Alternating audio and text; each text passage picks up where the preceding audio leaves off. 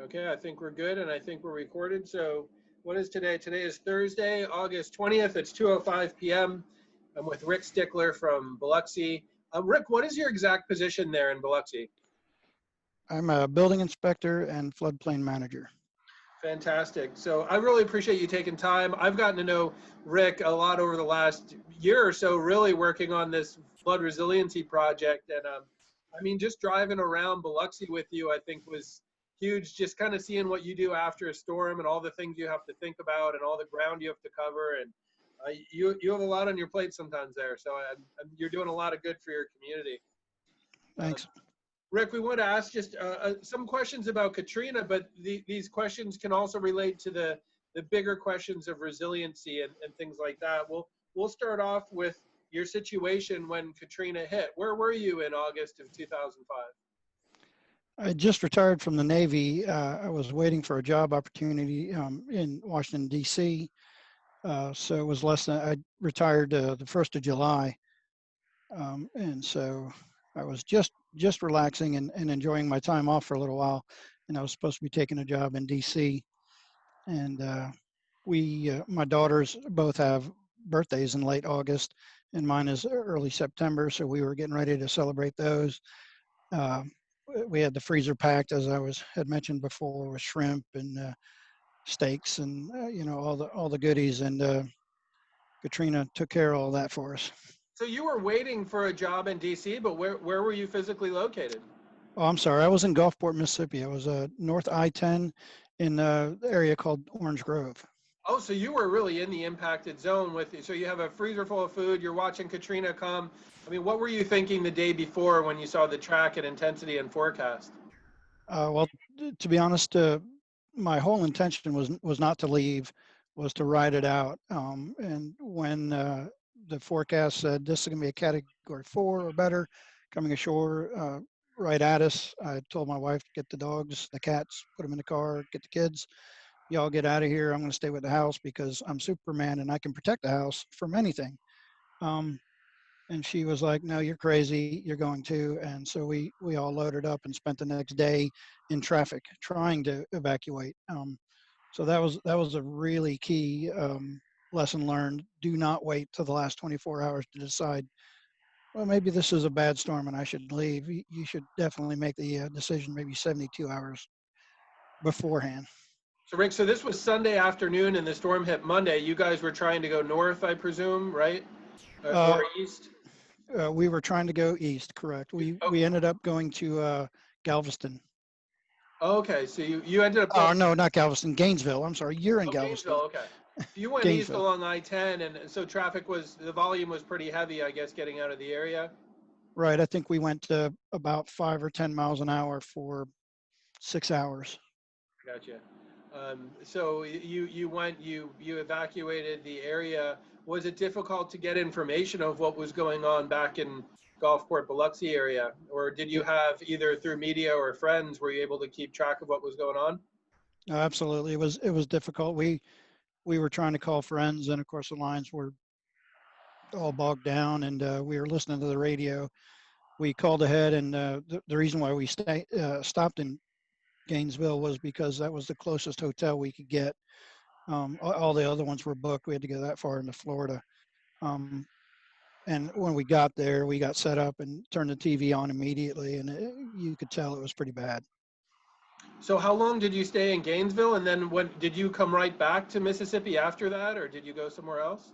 We stayed 2 days in Gainesville because we were pretty used to storms and not being really bad storms, but used to them coming in, having a good blow, and then most people going out cleaning the roads and getting back to work. So that's what I was expecting. It wasn't the case. 2 days after getting to Gainesville, we packed up, decided to try to make our way back to Gulfport, and we heard a lot of rumors about the damage that was there. We hadn't seen much. We saw a lot of footage of New Orleans and their damage, but very little nationwide coverage of the Gulfport area. Uh, so my neighbor, he did get through to us once and said that I believe it was the south wall of my house had been ripped open and the roof tore back from a tornado from the best that we could figure. And he told me that to relax, all the food in the freezer was fine because he took it out and was cooking it. So, uh, and he thanked me, but he was cooking it for anybody that was that had stayed. So Rick, we to worked. stop right there. So you talked to your neighbor. Was it by cell phone or by landline? How did you make this It, connection?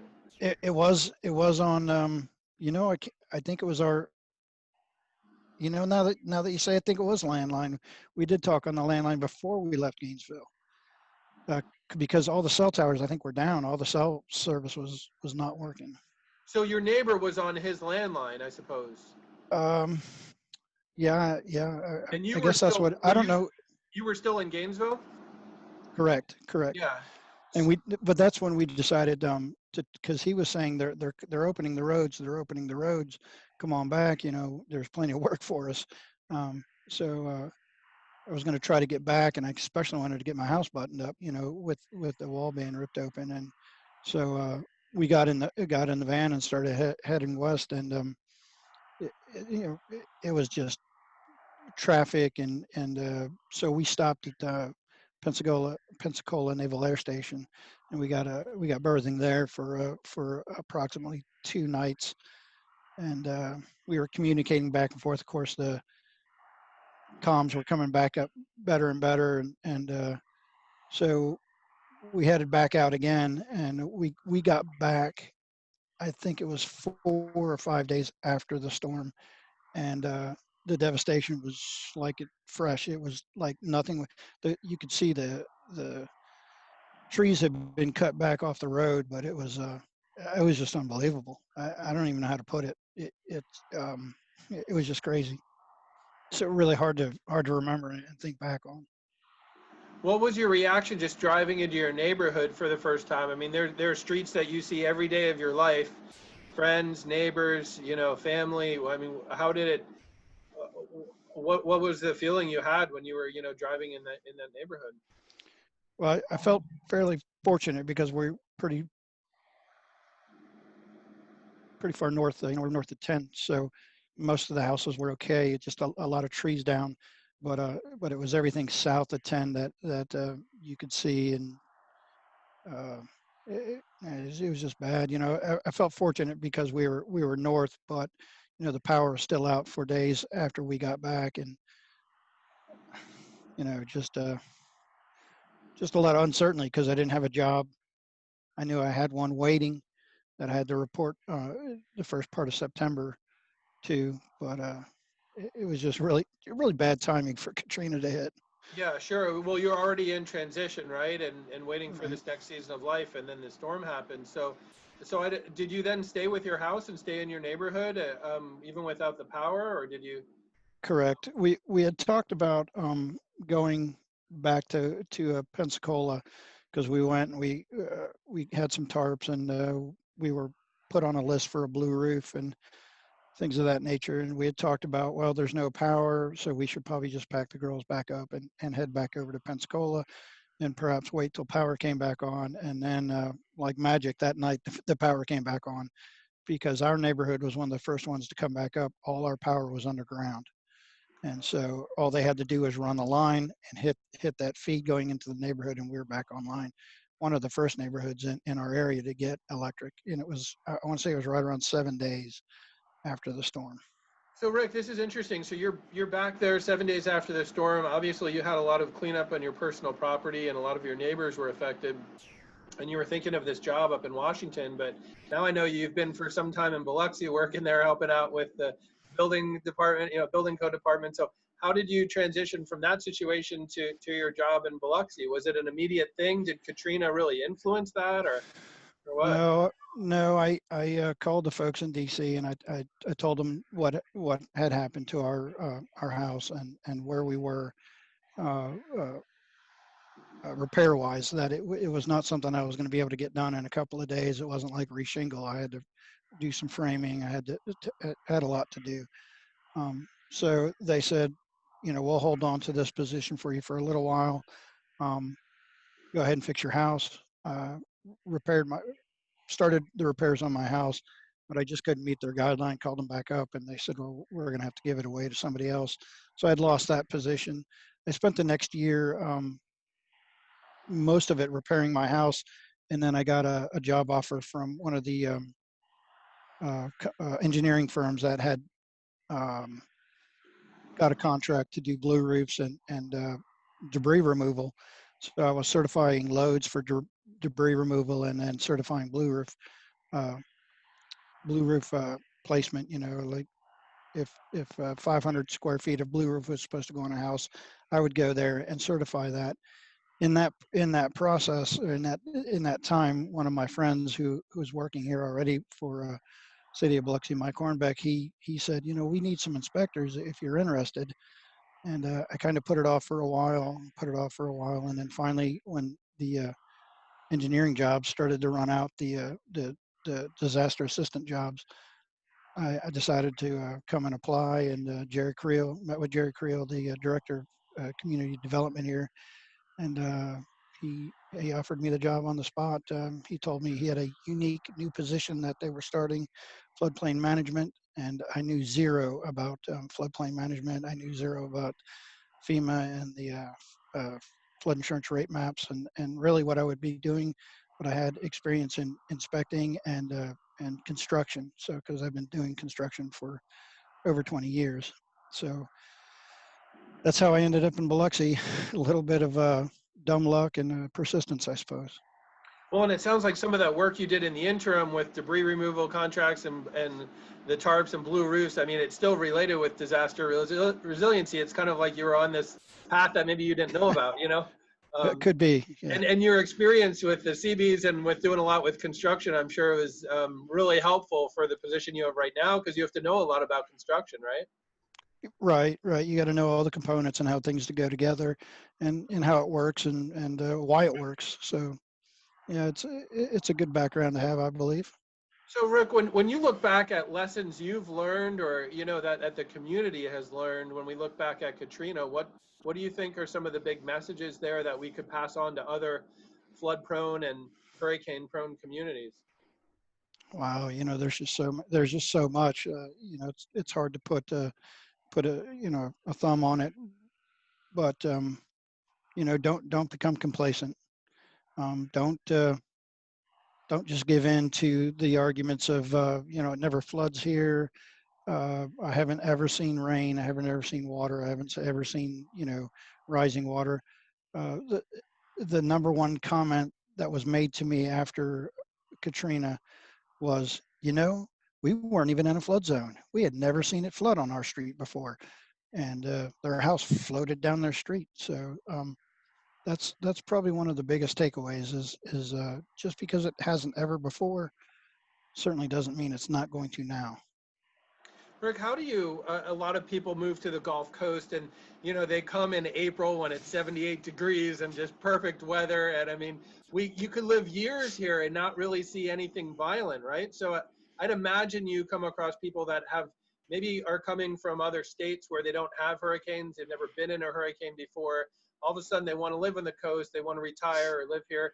And all of a sudden they're faced with building codes, right? Do you get pushback sometimes? And if so, how do how do you gently work with these people and help them see that these codes are really in their best interest? Is that a difficult thing? What are some tricks of the trade that you've learned? Well, persistence, right? So I don't want to imply that it's just folks that come to the Gulf Coast from, say, up north or somewhere else. It's also families that have been here for 100 years, and they've never seen flooding, and our memories are starting to get a little short, and we forget.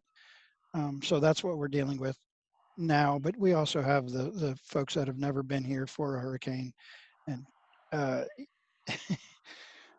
it is such a different building code for the coast and the wind speeds. So it takes a minute for them to adjust and to wrap their mind around what I'm talking about. And you take them down, or you show them pictures of where there was water, 12, 18 feet deep. Uh, and you can see the blank look in their eyes because they just really can't comprehend it. And then you show the debris piles of houses upon house upon house that was washed completely off its slab. And sometimes it grabs them, and sometimes they just are insistent that it's just not going to happen again. And So Rick, do you use like photographs and videos sometimes as education tools to show people the evidence? absolutely, when I first started, most of the folks had it fresh in their memory. So they were rebuilding houses that were washed away. So they were all wanting to know what the Katrina level was. They didn't care about the firms. They didn't care about what the firm requirements were. They wanted to be above that Katrina level. And they didn't care how high that Katrina level was. And so now, with the help of those folks, I took pictures of their house before and after, the house that was there, and I got pictures of their house from them, and then took back pictures of their slab, and then pictures of the way they're building now. And even with some of the new houses, I have picture with water underneath the new houses. Just because they've elevated it up doesn't mean that that tide doesn't come in every once in a while and go underneath their house. I have some good examples, and some folks that have donated videos of Katrina as their neighbors' houses are blown away. So the more the more resistance you get, you can use some of those tools to use to explain it. And And Rick, just to clarify for our viewers who might not be familiar, so when you said firms, those are the FEMA flood insurance rate maps, right? And a correct. I'm lot of a sorry. lot of times I think people go with that like gospel, right? Like that line on the map won't be crossed. And it sounds like what you're saying is after Katrina, people started saying, well, the firms may say here's the line, but let's go with the Katrina line, which I'm assuming was well higher than the firms in most area, right? It, right. It was in the lowest areas. I believe it was 4 feet below what they were asking. Or I'm sorry, 4 feet above. The Katrina line was 4 feet higher than the firms, the flood insurance rate maps. Um, so so they wanted to be at that level. They wanted to be above the given storm, the storm that they knew. Of course, we were in the process of being remapped, so some of those maps were really low anyways. They were probably outdated.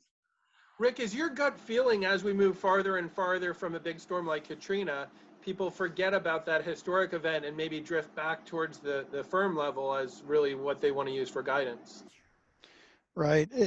And it's not even the firm anymore. It's when we got our new maps in 2009, our flood zone expanded, probably 45 to 50% larger than it was. And those folks sometimes, and they may be out of towners, or they may be old school Biloxi, as what some would say, and they forget that Katrina had no boundaries, and they forget that you can't predict where the water is going to go. And you hear the old saying of, look, there's never been water here before. And so trying to remind them that that was the number one statement after Katrina sometimes brings them back around. Thank you, Rick. That's a really good perspective. We do hear that a lot in coastal communities. People saying, "I've lived here so many years, haven't seen the floodwater before, but it doesn't mean it can't happen." Right. So let's think of back to the movie Back to the Future and time travel. Let's say we could hop you in a DeLorean today, and you go back right now exactly 15 years to the week before Katrina. There you are on the Mississippi coast, a week before Katrina, and you have a couple hours to talk to people. What would you tell them? I probably wouldn't talk to anybody. I'd be busy packing my van of all my household belongings, and I'd be heading north. Okay, wait. Let's go with that. What would you tell yourself? So you show up at your house 15 years ago. You're time traveling like in the movie. What would you tell yourself? I really would. I would tell myself, look, don't be silly. Get out, go now, grab all your stuff, go to DC, take that job, and don't look back. But but realistically, I would tell people to, if I was a week if I was a week before Katrina, I would definitely be telling people to button up their houses, check their flood vents, make everything as ready as they can, pick everything up, and then evacuate. I don't think anyone needs to stay here to try to watch a Category 4 or 5 hurricane come ashore on the Gulf Coast. The winds are just too strong, and the water levels are just too high. It's just, I heard so many stories of people floating away on their house roofs, or lashing themselves to the top of a palm tree or a live oak tree, and waiting for the water to go down, 8, 9 hours in a tree, tied to a tree, and I don't think people need to experience that to know that a hurricane's bad. I think, if you want to watch a hurricane, wait till a tropical storm comes in and then imagine it a couple of degrees worse. But, Rick, the yeah, last thing, when you said you'd go back and talk to yourself preparing to leave, were there any possessions you had that you wish you would have taken? Any documents, any heirlooms, anything like that? I mean, or did you, when you left for Gainesville, did you pretty much take what you needed? well, we were pretty organized and pretty well prepared, not necessarily for, a hurricane, but for anything. Being in the military, you always keep all your stuff in a strong box. You keep all your medical records and your